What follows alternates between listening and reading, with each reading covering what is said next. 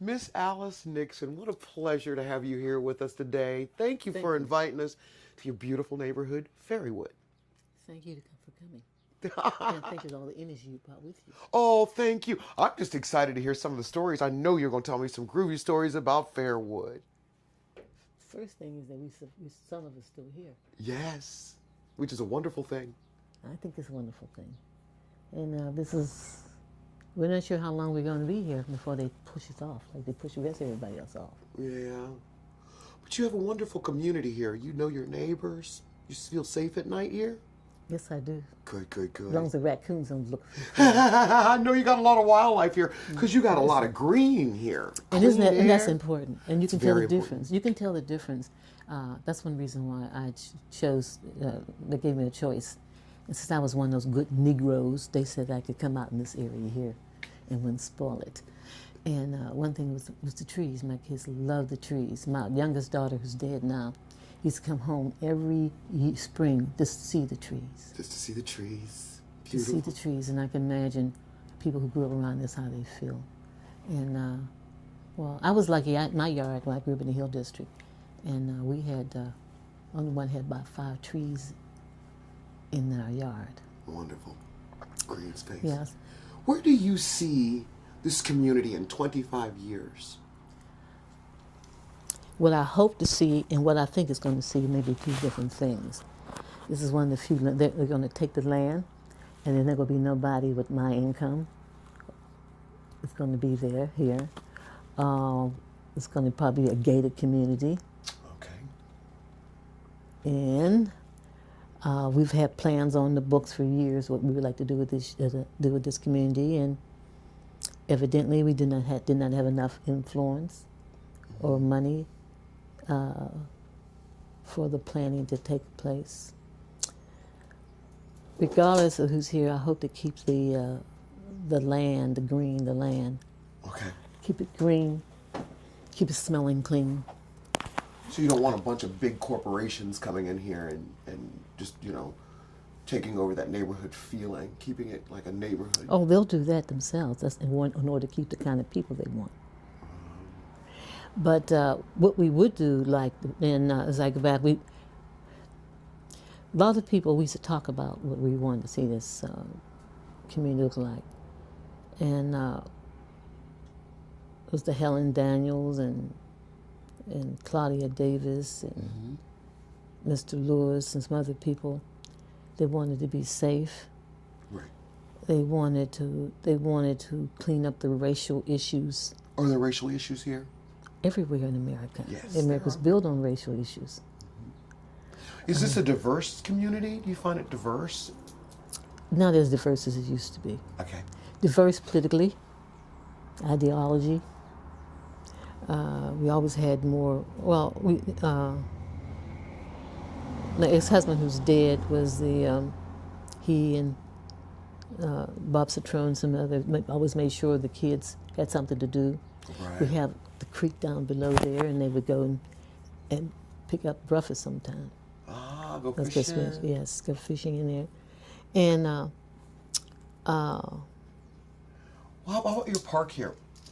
Is this a place that people come to congregate, the community comes together? well, one of the biggest, I'm glad you asked that question. Let me transfer the word park. One of the things that has been stable in this community has been the Salvation Army. The Salvation Army, and we hope the Salvation Army stays. When I say it stays, that they have been a big part. Our kids were able to. We knew when they went to Salvation that they were safe. They got an opportunity to deal with diversity. It didn't mean we all agreed, but that was the place of to be safe. My daughter, who's now into films in California, got her first chance to direct people. It was in one of their Easter plays. The other thing that I'm sorry, what bothers me, anytime we had grand plans for this school. Now, when they tear your schools down, that says something that you're no longer going to be here. Why do you what do you think they should put in that space where the school used to be? I think they should take the whole strip from the top of the hill down. I think she put in there with the things that we talked about previously. One of the things we wanted was indoor swimming pool. Oh wow, that'd be lovely. That'd be a great. Well, remember, I grew up in the Hill District, and one of the things that shaped my life was the Irene Coughlin settlement, where they brought Jews from Eastern Europe. Mm-hmm. And I learned to be a community activist through that. Okay. Some of the people who, and you got those fresh minds coming out of Europe, and these fresh minds coming from the South, where my father was, and those from Pittsburgh. So that was that. I was bred through that. Right, right. So believe it or not, I was very shy, and it taught me to talk. Mm-hmm. I had opportunity to participate in community forums. To answer your question previously, I hope that's the kind of thing that they would allow the children to grow up mentally healthy, but also be able to even know what grass is. Do you see that there are a lot of children in your community, and are they being served? The place serving them now is the Salvation Army. Right. It's the Salvation Army. We continue to hope that the Salvation Army view this as one of the outposts that needs to be taken care of. Right. Because out of this came one of the school principals, for the first one of the first black principals. There's so many that left here. And do you think that there? Do you feel like you have to leave your community to get some of the things you need, or do you like that? I mean, some people don't want a grocery store in their community. They don't mind leaving to go to a grocery store or go to another community. But then there are other folks that do like to keep their dollar in their neighborhood. How do you feel about that? That's a good question. I think it's both. A little bit of both? I think that's both. I think in order to serve the community for that type of service, you may have to do both. Mm-hmm. Yes, with the bus situation being transportation is one of the major issues, not just in this community, but across the city. So you may have to go back to, I like to say, the immigrant days, where each community had certain types of stores to serve them. Right, their own little business district, That's so right. they didn't have to travel so far. That's right. And also with the bus transit, the transit situation, yes, we do need it. We need that, one of the things we had on the books with the city was the shopping center area. We wanted to turn that whole into a multi-service site for health care, children congregating, seniors. Congregating, making it a real community place to be. Yes. Which only strengthens the neighborhood. Not only strengthens the neighborhood, it strengthens the city. Right, it does. You're right, because we are part of that puzzle. That's right, and it does. I grew up in the Hill District, and because of that, it helped me to be able to deal with different types of people. One of the things that was very important for me was watching at that time. I was lucky to see two waves of immigrants. Those coming from the South, where my great-grandmother, who was 8 years old when she was sold from her mother, and I'm named after her, so I always like to pay homage to her.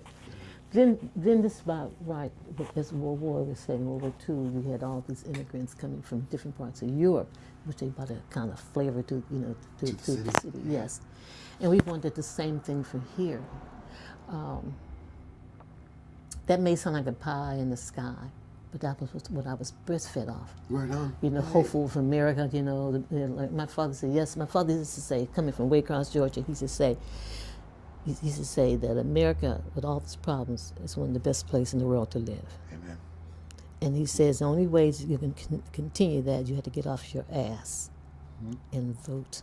And vote, absolutely. And do what else you have to do, Yep. And he's help organize, organizing, even the unions. Mm-hmm. We act like, that they're not important. I wouldn't be healthy here if it wasn't for the unions, because I wouldn't have health care. I see. And yes. Miss Alice, I have truly enjoyed talking to you. You are a wonderful asset to the community. You are one of those unsung heroes, but now we got you out there so folks know about you. about us. I'm just representing other people who did it for me. Amen. Amen. Thank you for I don't care coming what to part us. of the world. And thank you for giving me this opportunity. And thank you for all this young youth you got around. Aren't they good looking? Yes, healthy. Well, remember, if you didn't have Roosevelt's health plan, they wouldn't be looking like they look. That's true. Let's not forget about That's that true. now.